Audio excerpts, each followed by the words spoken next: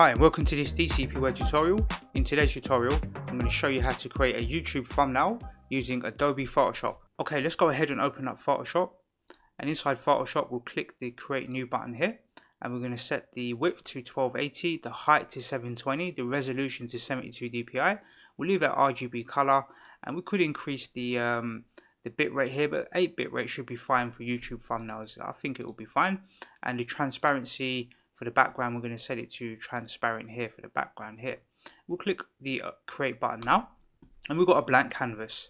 Okay, the first thing I want to do is create a border for my YouTube thumbnail. So I'm going to click on here where it says layer 1. Let's double click and let's label this layer border. I like to label not all the layers but most of them, try and give them a good label so when you're looking through them later, especially when your content gets complex, you can find out what these layers are very quickly. So let's click on that layer.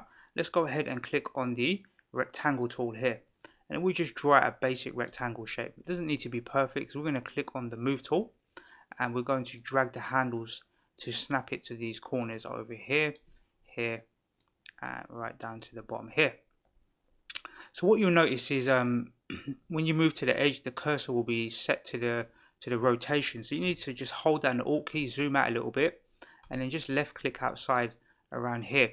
This will deselect that object for its rotation. You can zoom back in again using the Alt key and the Control key, and then we can click on the background swatch here and set it to transparent. Then click on the border and you can pick any color you like. I'm going to pick this blue color and I'm going to set the pixel size to 8. So now we just got this blue border with this 8 size pixel. So let's go ahead and click on the outside of the canvas to deselect that particular layer. Okay, let's go ahead and create a new layer. So we're going to click down here to create a new layer, and let's just call this logo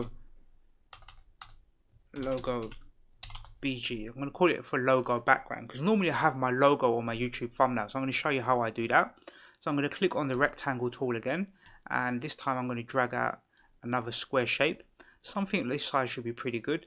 And let me just do that again. So when you click on the rectangle tool, hold down the shift key and you can constrain the shape, right? So it should be quite large, something around this size.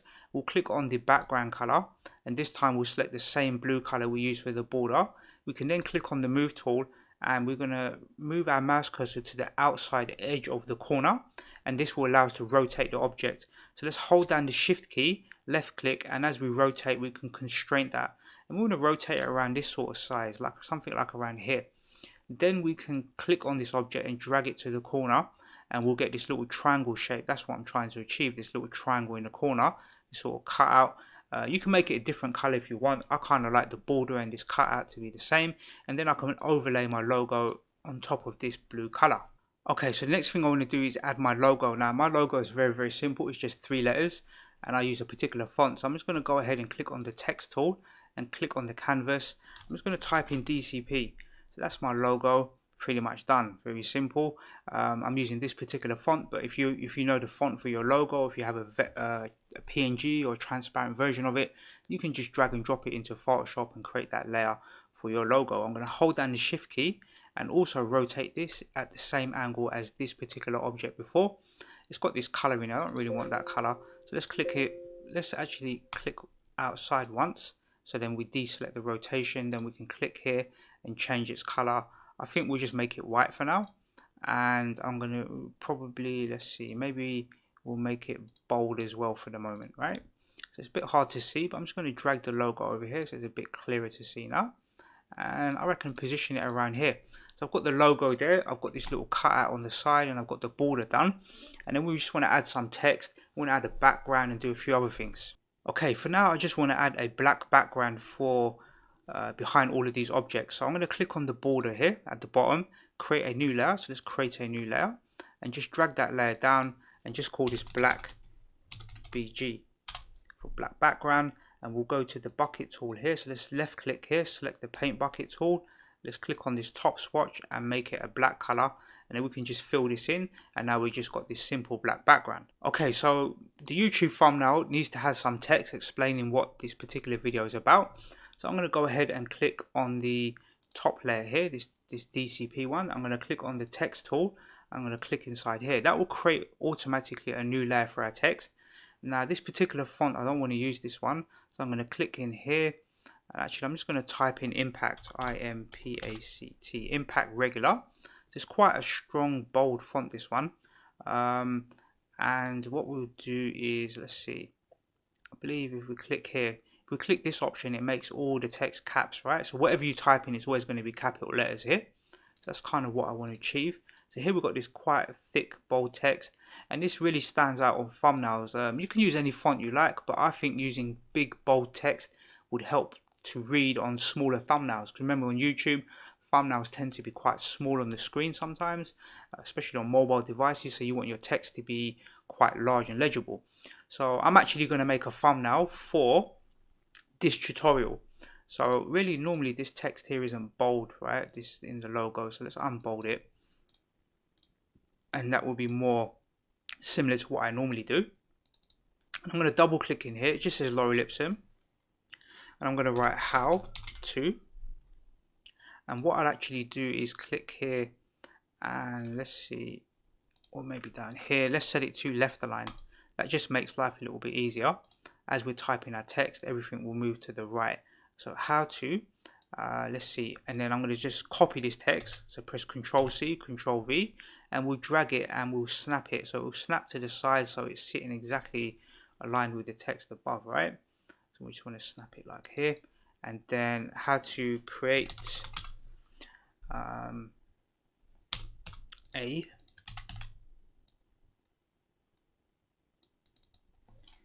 YouTube,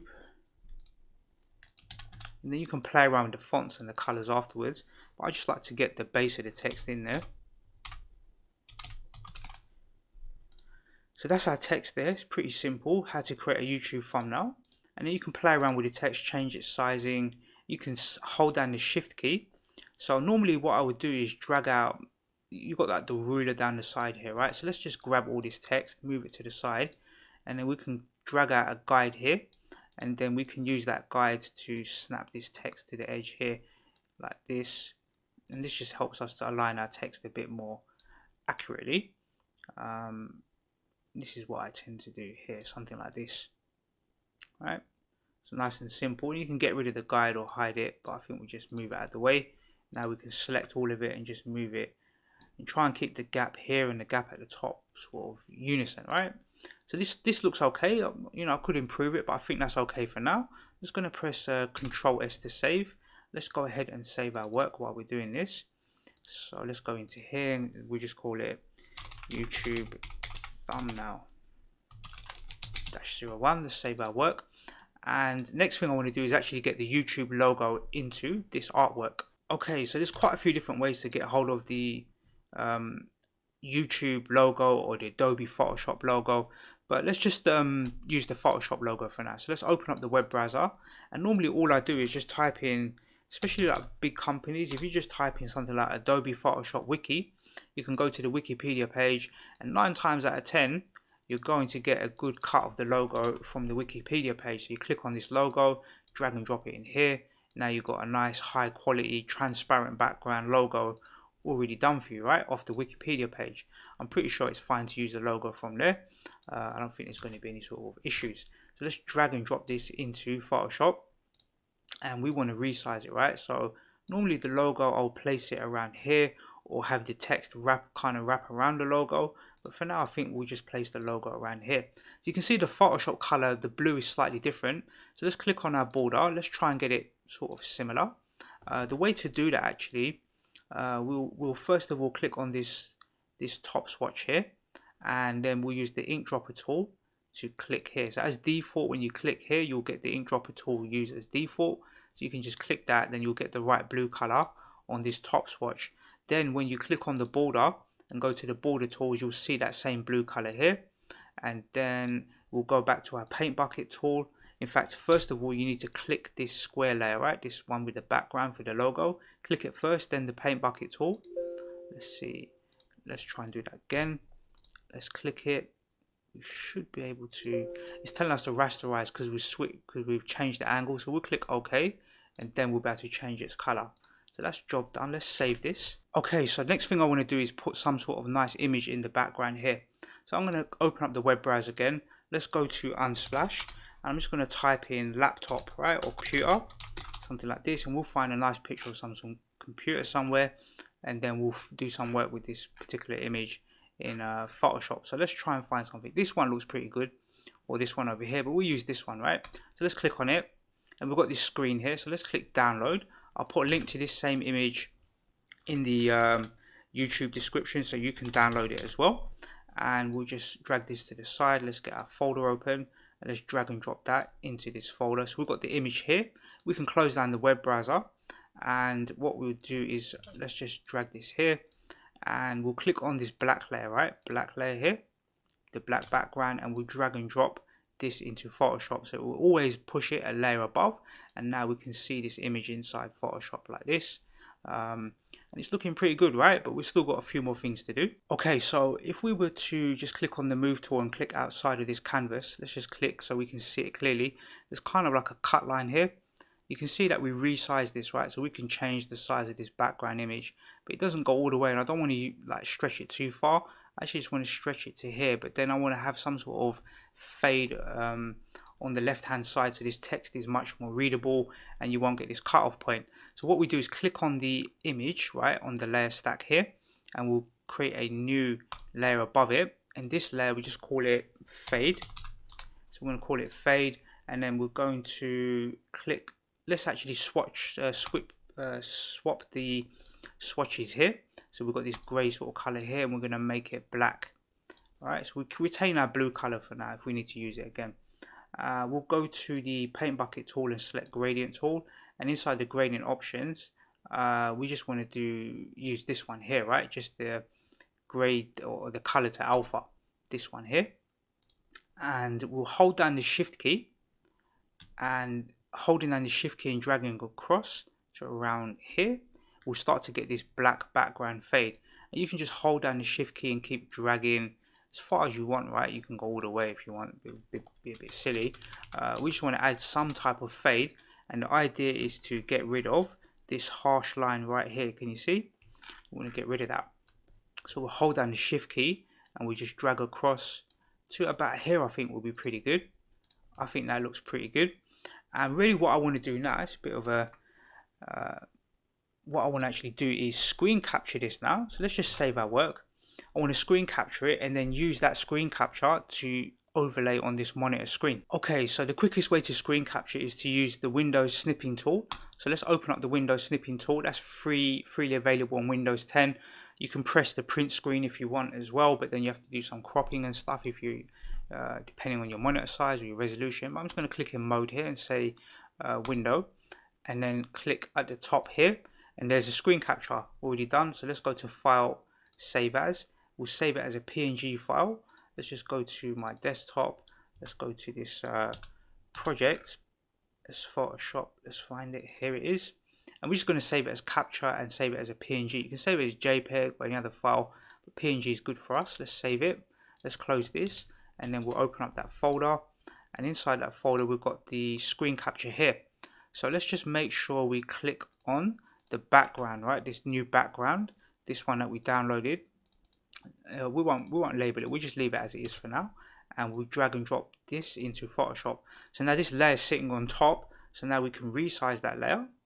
Let's just resize this. It's roughly the same size, not even the same, but just roughly sort of close to that monitor size.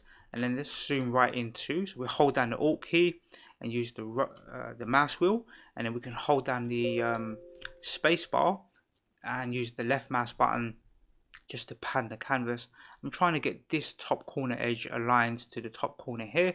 Let's go to edit, let's go to transform and distort, and then we'll click this handle and drag it over to this side here. We'll just do a rough drag at the moment, so we'll just drag it roughly where we want to position it. Let's say to about here. This isn't too bad, but let's just zoom right in, and we can drag out and drag back again. And we can see there's blue pixels there behind, so that's quite a good guide for us. So once we overlay it and we stop seeing those blue pixels, then we know we're in a good position there. And we'll do the same to the bottom one here, roughly around here. I think should be good. Hold down the space bar, use the left mouse button to move across the screen, and we'll go to this one, and we want to drag it to about here, I think, and then we'll do the top one up here. Let's just reposition it to about here. Then let's just use the Alt key and the mouse wheel to zoom back out, and let's just zoom about here and left click outside, and now we've got a screen capture of the work that we're doing right now. So normally I wouldn't normally do that. Normally I'll have something else different in here, or I'll use a different background or something, but it's a good idea. It's another thing for you to learn, right? So now you can take any screen capture, any sort of photograph, any picture, and overlay it on the monitor screen like that, and I think it kind of makes sense, right? It looks pretty cool. So that's pretty much about it. There's not much else I do to YouTube thumbnails apart from maybe changing the font colors, changing the text. Maybe sometimes I make some text a bit bigger. Sometimes you might want to make certain keywords in your text, like YouTube. You maybe want to make that sort of a red shade, like a YouTube red shade, right? Something like this, so it stands out in the thumbnail. But apart from that, I like the thumbnails to be clean, really, really big, bold text. Put the logo there, because most people that know tools know the Photoshop logo, right? So last thing we need to do is export. You can hold down the Control key, the Shift key, the Alt key, and then press W. It's a bit of a tricky one to do, but you hold down the Control key, the Shift key, the Alt key, and then press W, right? And that allows you to export. And then we can go to JPEG. We'll leave it as 100%. We'll click export here and then click save. And then let's just save this one more time. And to do that, also you can go to here, export, and you'll see the shortcut Alt, Shift, Control, and W, right? That's what I just pressed to do the export. Or you can go here and click here as well. Let's save this, close this. Let's minimize this. And here you can see that thumbnail created. So you can go and experiment. Hopefully you learned quite a lot from this tutorial. Go and make the thumbnails your own. You don't have to put a logo up here in the top corner. You could take that Photoshop logo, rotate it, and put that there instead. You can put different, you use different colors, different styles, different shades. There's lots of different things you can do in here now to go and experiment and create these thumbnails for your YouTube videos. I'm going to be doing some other tutorials using Photoshop, so this was just a quick sort of beginner's example of making thumbnails.